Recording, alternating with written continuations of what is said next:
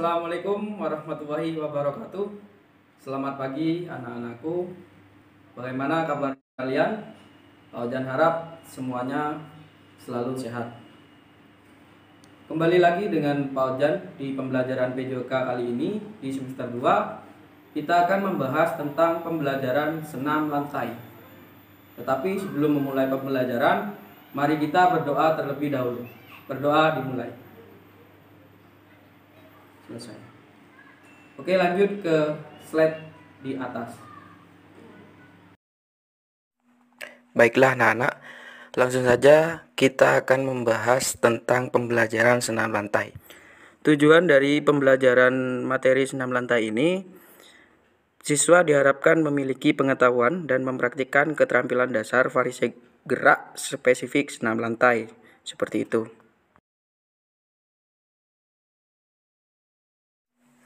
Baiklah, langsung saja. Di sini ada pengertian senam lantai. Apa senam lantai? Senam lantai atau disebut juga dengan floor exercise adalah satu bagian dari cabang senam yang gerakan-gerakannya dilakukan di atas lantai atau matras.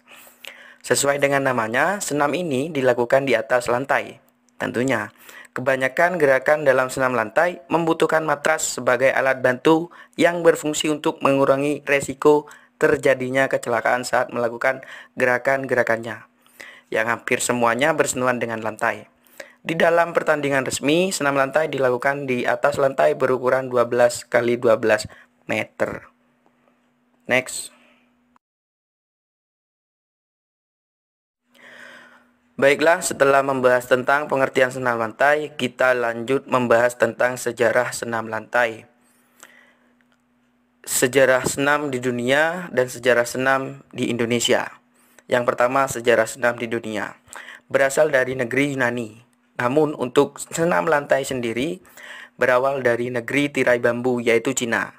Sejak tahun 2700 sebelum Masehi, para biara-biara Cina kuno sudah mengenal bentuk-bentuk sederhana dari gerakan senam lantai.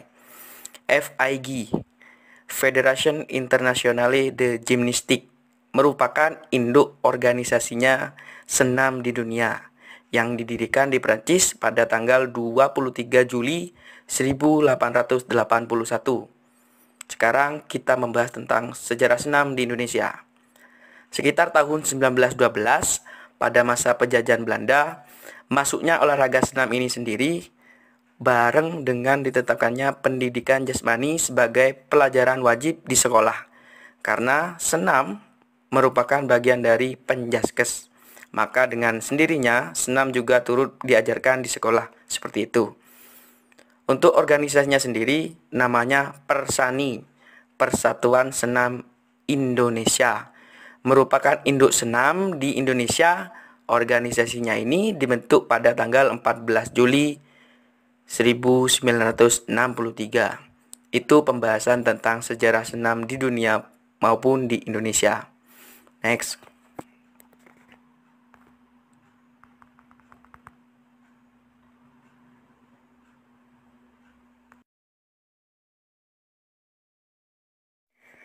Lanjut membahas tentang jenis-jenis senam lantai.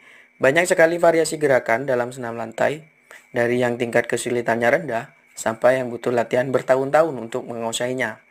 Berikut ini beberapa gerakan senam lantai yang biasanya diajarkan di pendidikan jasmani dan bagaimana cara melakukannya. Yang pertama ada guling depan atau roll depan.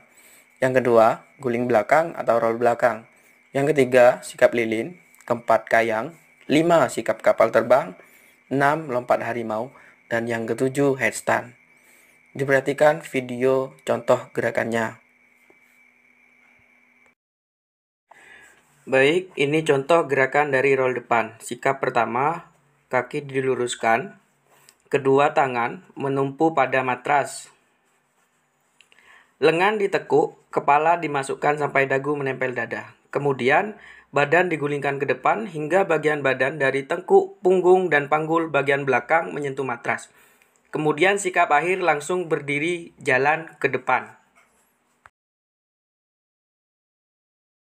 Lanjut ke gerakan roll belakang. Step pertama, posisi jongkok membelakangi matras. Kemudian tangan di samping dan jatuhkan pantat. Selanjutnya, pada waktu punggung menyentuh matras, segera tolakkan kaki ke belakang. Kemudian kedua tangan menekan pada matras. Sikap akhir, posisi jongkok dan berdiri kembali. Gerakan sikap lilin. Step pertama, tidur terlentang dengan kedua kaki diluruskan dan tangan berada di samping badan. Kemudian pandangan lurus ke depan, setelah itu angkat kedua kaki dan pinggul ke atas. Dan segera topang dengan tangan kaki dan pinggul kalian lurus ke atas, setelah itu jaga keseimbangan. Sikap akhir, turunkan secara perlahan kedua kaki beserta pinggul seperti posisi awal.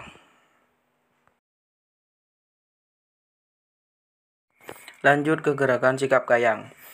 Step pertama, awali dengan gerakan berbaring di atas matras. Kemudian tekuk kedua lutut dan siku tangan yang telapak tangan bertumpu pada matras. Kemudian gerakan badan diangkat secara perlahan ke atas. Sikap akhir, gerakan kepala masuk di antara dua tangan.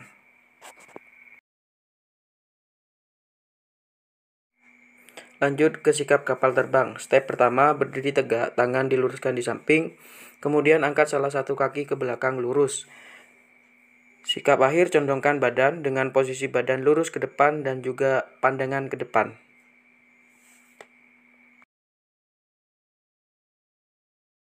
Lanjut ke lompat harimau. Posisi pertama berdiri tegak, kemudian melompati papan tolakan ke arah depan dengan lengan diayunkan ke atas. Ketika tubuh sedang melayang di udara, segera tangan menumpu pada matras dan kepala masuk di antara dua lengan. Posisi akhir, selonjor dan segera berdiri kembali. Lanjut ke gerakan headstand. Posisi pertama, bawa turun badan kalian, tempelkan kepala pada matras dan tempelkan tangan pada matras sebagai penopang. Kemudian angkat kaki satu persatu ke tembok yang disertai tolakan ke atas, kemudian tahan sebentar. Sikap akhir, turunkan kaki kalian perlahan dan berdiri kembali.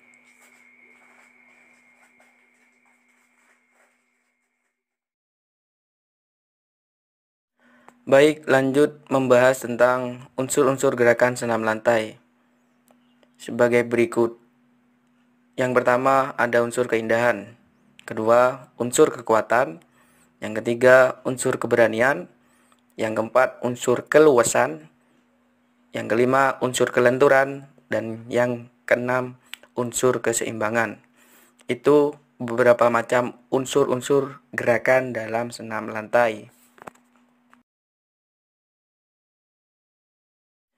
Baik, lanjut membahas tentang manfaat senam lantai. Ada beberapa manfaat senam lantai yang harus kalian ketahui. Selain untuk menjaga kesehatannya kalian, diantaranya sebagai berikut. Yang pertama, kesehatan tubuh kalian lebih terjaga. Yang kedua, memperbaiki bentuk tubuh yang kurang profesional. Yang ketiga, mengurangi berat badan bagi yang obesitas atau terlalu gemuk seperti itu. Yang keempat, tubuh akan menjadi lebih lentur. Yang kelima, sebagai proses dalam pembentukan tubuh. Yang keenam, tinggi badan menjadi lebih bertambah. Yang ketujuh, membantu dalam penguatan dan pertumbuhan tulang. Yang kedelapan, proses dalam menentukan bahu. 9, sebagai detoksifikasi.